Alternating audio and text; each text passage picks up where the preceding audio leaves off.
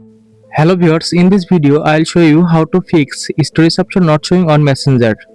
You can see storage option available in my Messenger. So let's see how to fix it. First of all, you need to open settings. So find settings and click on it. Now scroll down and find apps. Just click on it.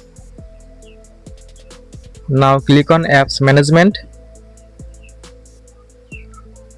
Now click on search bar and search for Messenger. Just click on Messenger. Now click on storage. Now click on clear data. Now click on clear all data. Now click on OK. Now go back to home screen. Normally restart your phone. Just normally restart your phone.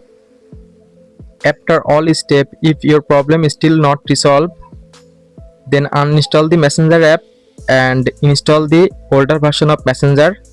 Hopefully this will resolve your problem. So thanks for watching. Don't forget to like, comment and subscribe.